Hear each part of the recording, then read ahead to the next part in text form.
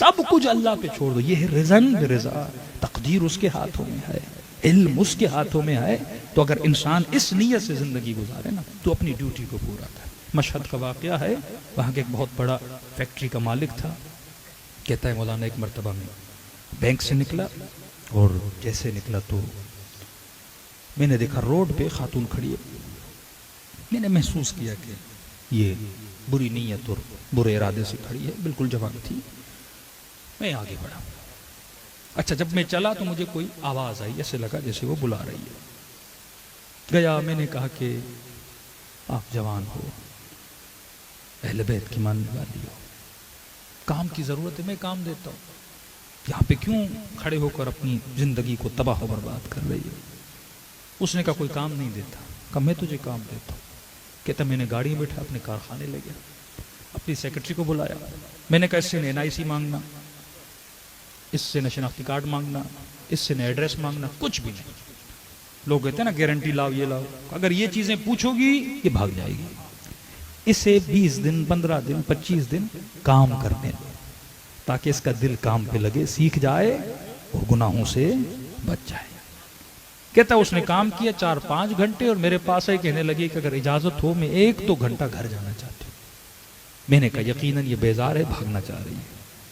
میں نے کہا ایسے تو بھاگنے نہیں دوں گا. ایسے کہ گھر جا کے کیا کرو گی؟ کہا کہ میرے بچے ہیں, گھر میں کوئی نہیں, شوہر مر چکا ہے, اکیلے ہیں.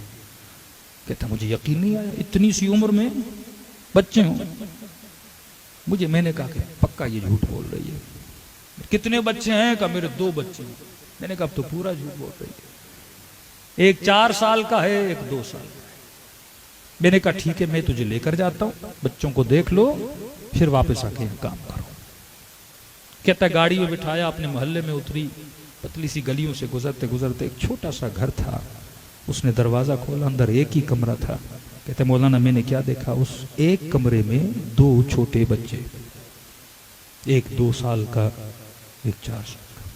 اس نے کیا کیا ہے کہ پلاسٹک کی رسی بچوں کے پاؤں سے باندھی, اور گھر کا جو پلر ہے اس سے باندھ دی کہ بچے ادھر ادھر نہ جائیں.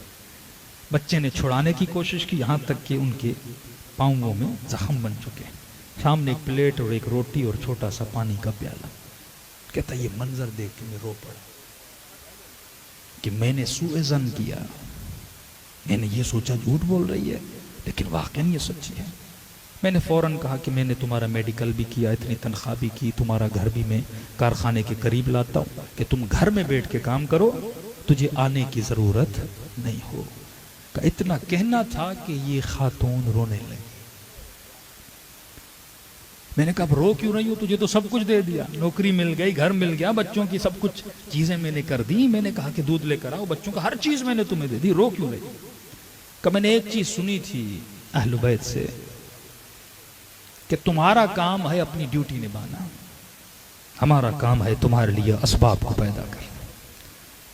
کا شوہر مر چکا تھا, بیوہ ہو چکی تھی, جتنی بچی کچی تھی سب ختم ہو چکا تھا.